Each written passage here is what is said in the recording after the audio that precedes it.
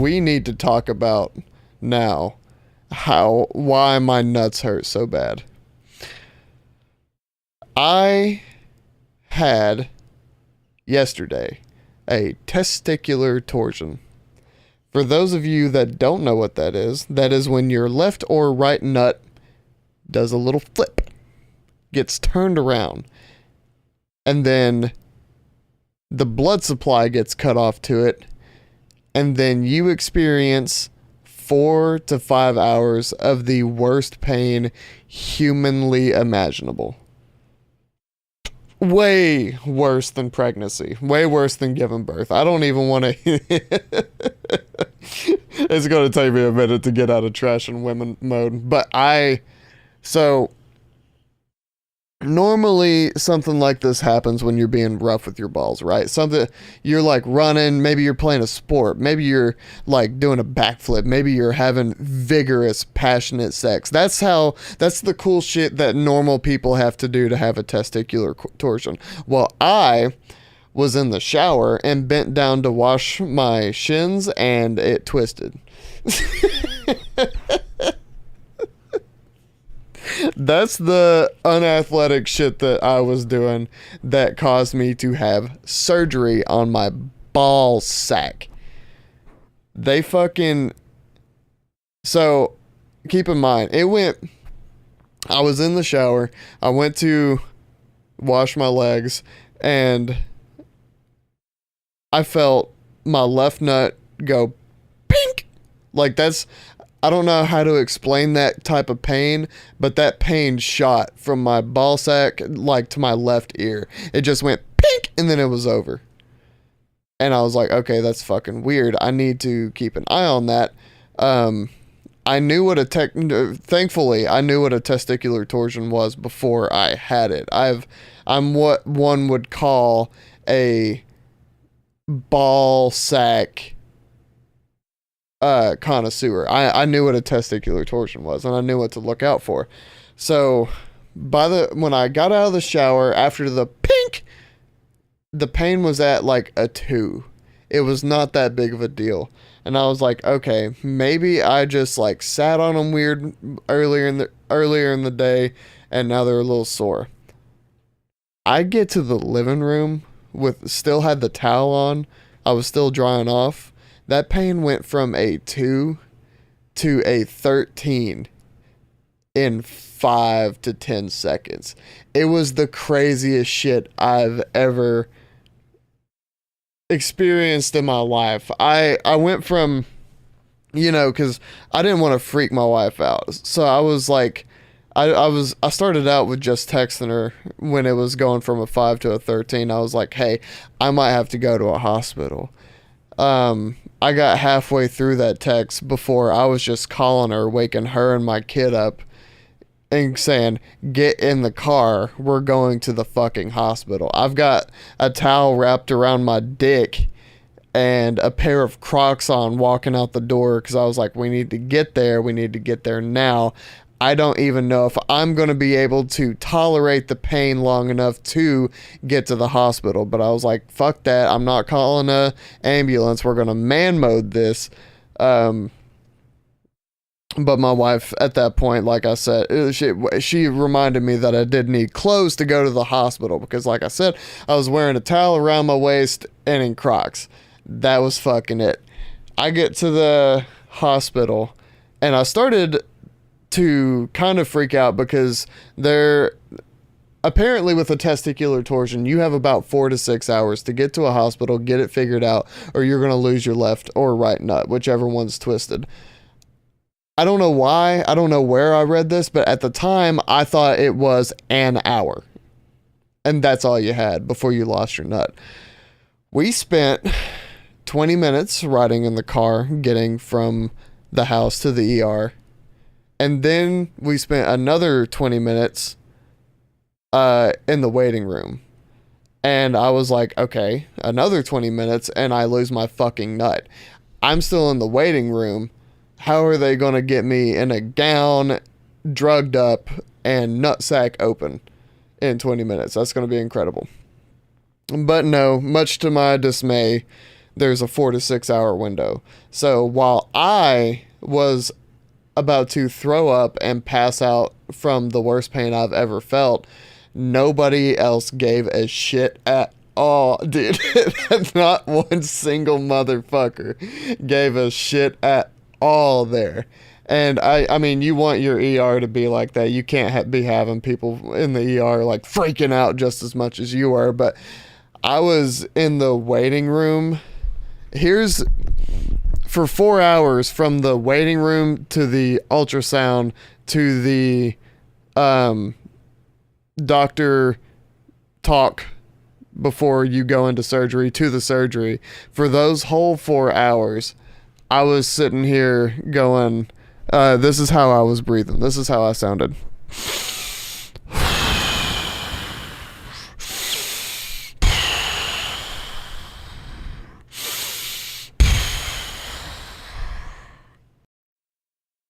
That's what I sounded like for literally 4 hours. I've heard people say that, like, yeah, I almost passed out from the pain of, like, I don't know what they did, break their wrist or something, some pussy shit like that. I've always heard that, but me being a man, I can't have empathy with somebody on a thing unless I experience it firsthand. So I was always like, yeah, you passed out, you fucking pussy, from the pain. I was sitting in the, I was waiting to go to the ultrasound, and it started at my fingertips, and from my fingertips all the way to my sternum and my chest started vibrating and tingling and then going numb. And then I would start to get really fucking lightheaded to where I would have to like lay my head down on something. But when I did, I would get nauseous. So I was in this constant seesaw of trying to lay down and not pass out, and then trying to stand back up or sit back up and not throw up. I think the lowest point of it was when this nurse came out and she was like, "Can you take a piss sample?" And I'm in so much pain that I just genuinely don't think I can. And I was right.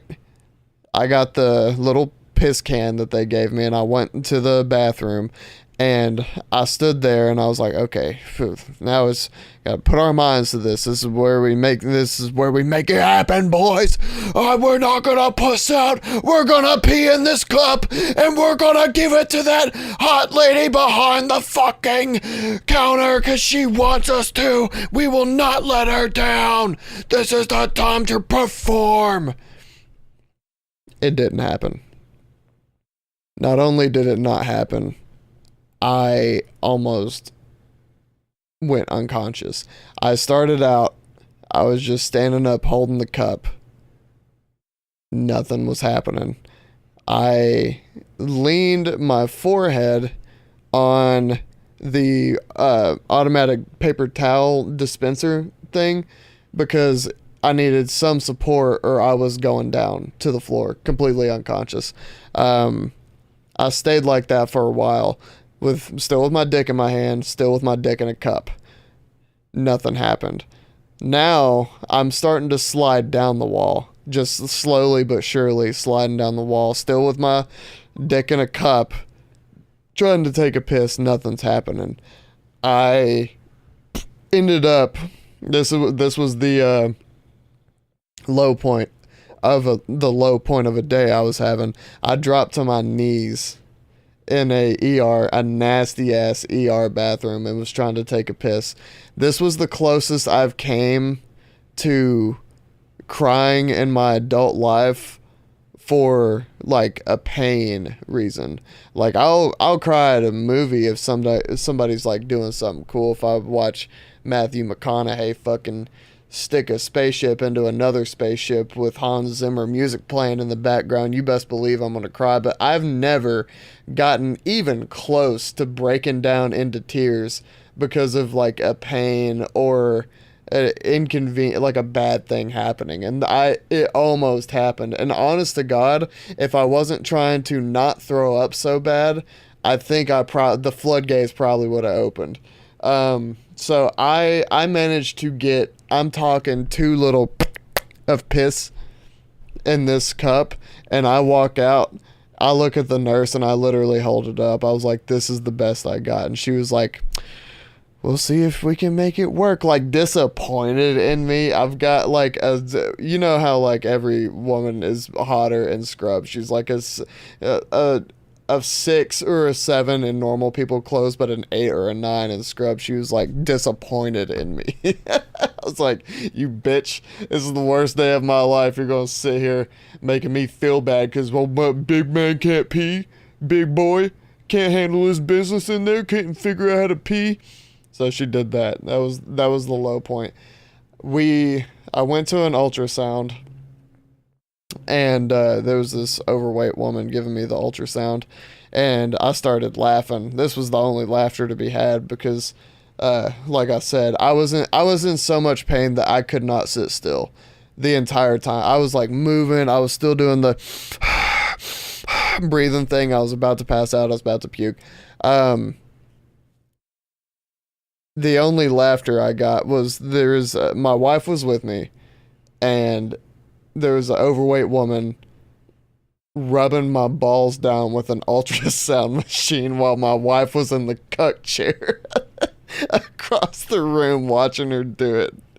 That was the only time I laughed that entire day. I was trying to make a lot of jokes to the doctors and nurses. I was trying to make a lot of jokes to the doctors and nurses, and oh man, I must have been off my game. I thought I was doing good. Nobody laughed. Not a single joke went through. They would come in and ask me how I'm doing. I'm pale. I'm sweating. I'm about to pass out. I'm about to throw up. I've thrown up a couple times. They'd be like, "How you doing?" I'd be like, "Well, I feel like $1,000,000." Thought I'd get a laugh. Didn't get a laugh. I completely. Oh yeah, during the ultrasound, I was like I said, I couldn't sit still and everything. And here's how bad it was. I hate throwing up, you know. I just can't stand it unless I'm drunk, and then sometimes it feels kind of good because I have a problem. But I got up from the ultrasound, and I had been laying. That ultrasound took 20 to 30 fucking minutes of just nonstop the worst pain I've ever felt in my entire adult life. I was there for 30 minutes laying on my back staring straight up at the ceiling. And when I sat up, I looked at the lady and I was like, if somebody was going to throw up in here, where would you pick? And she was like, let me get the doctor. And I looked down. It was now or never. I looked down. I was like, how about, instead of the doctor, how about right there? And I stepped on the biohazard shot container where like all those needles that they've been sticking into people and out of people all fucking day. I opened that up and just started vomiting straight into it. And she's like, I'm going to go get somebody, but goodbye. And now it's just me and my wife in an ultrasound tech's room while I'm throwing up in the dark. That situation is a pretty good measurement on how bad my nuts felt, because throwing up was the best time I had since I was there at the doctor. Turns out it's hard to really focus on pain or feel it when you're throwing up. So for the rest of the time I was there, if I felt nauseous even a little bit, I would start going like trying to get that shit out of me, because it would be a nice 15-second reprieve from the blistering, awe-inspiring, sharp, dull at the same time pain that I felt radiating out of my left nut and all the way out into my body. I would just start making myself throw up like I was trying to fit in my prom dress for senior year prom. It got to the point, normally I'm really weird around surgeries. Anesthesia scares me. It's like a lack of control thing. Same with flying. It's not like I think flying is more dangerous or anesthesia is more dangerous. It's just that I have nothing. If I die in either one of those scenarios, I have nothing to do with it, so it scares the shit out of me, right? I'm normally weird about going under for anesthesia. Towards the end of my little ER stay that day, I was like, I don't give a fuck what y'all do. Give me drugs right now and put me under and fix it. I don't care what the risks are. They gave me morphine, and it might as well have been placebo water. It did not do shit.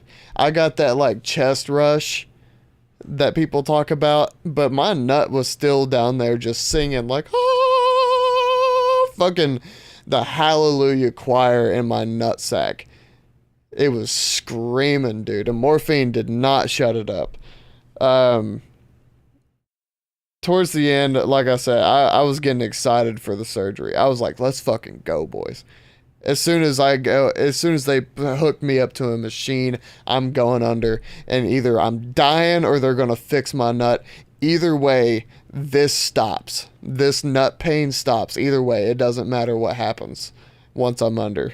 The anesthesiologist was asking me all these questions, like, I know some people get kind of nervous around this type of thing. Do you have any questions? And I'm like, yeah, I have one. Why are you still talking to me and not jabbing shit in my arm? Let's go. Let's get this shit, baby. You drug me up. Drug me up. Drug me up. Drug me up. I was ready to get that shit rolling as soon as possible. I don't know if y'all can still hear it, but I am on opiates. I think I even said that earlier in the podcast. Hey, welcome to the Squeak Easy Mousecast podcast, where I do opiates alone in my basement after I get my balls cut into and talk shit about women. Stick around. We'd like to thank our sponsor, Blue Chew.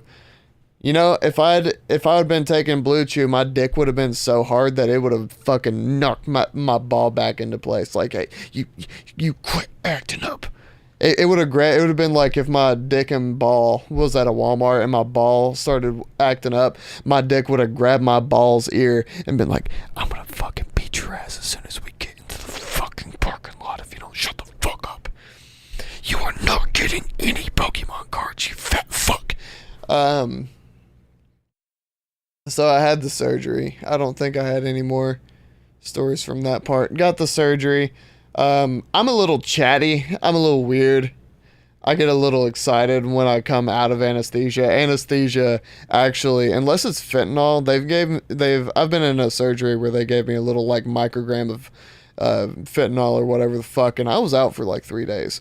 I was I don't remember getting home. I don't remember the next couple days after that. Fentanyl fucked my ass up.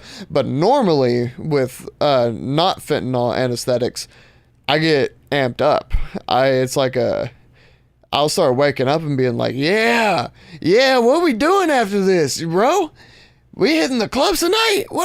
What's going on? Like that type of thing.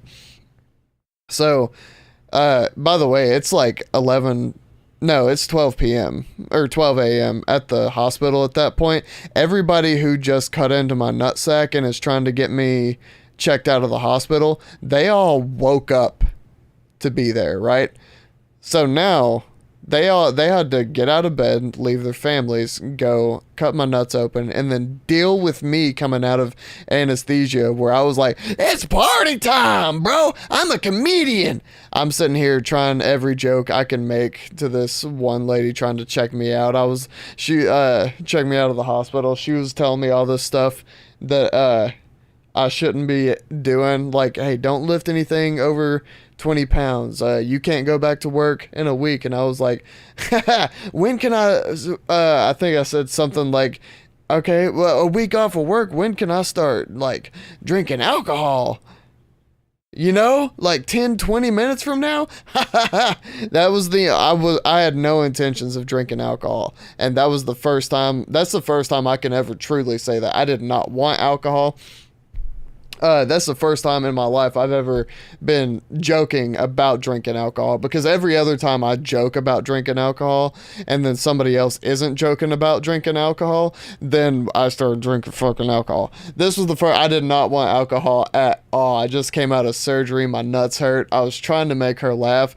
She looked at me with the most stone cold nothing face I've ever, not even a smirk. She didn't even go like that. No hard exhale. She didn't laugh. She didn't smile. Nothing. I will remember her face for the rest of my life. That might be the most embarrassed I've been in my entire adult life, for real. Like, actually, I was actively embarrassed afterwards, like after the fact. I was home and still thinking, I was like, man, that surgery went really well. Thank God nothing happened. There were no complications. But man, I wish I could take that back for that poor girl. That joke back. Because like I said, she wasn't at the hospital. She had to get out of her house and then come deal with me being a fucking retard coming out of anesthetics. I'm still embarrassed. That's just going to have to be one of those memories that I completely block out and forget about. Only time heals jokes that are that bad. I stayed up till, I got home at like 1 o'clock that night in the morning. I stayed up till 6 because, like I said, anesthesia amps me up. There was no way I was going to sleep. Unfortunately, that has ruined my diet. Jesus Christ. Absolutely murder. Well, I've been a good boy for the past 2 or 3 weeks. I've lost 10 pounds. Today was my cheat day. I went off the rails. Not sleeping will get you. My nuts hurt. That'll knock you off your diet. I was going to talk about cooking. That's where this conversation was going, because I've been trying to cook my own foods before I turned 30.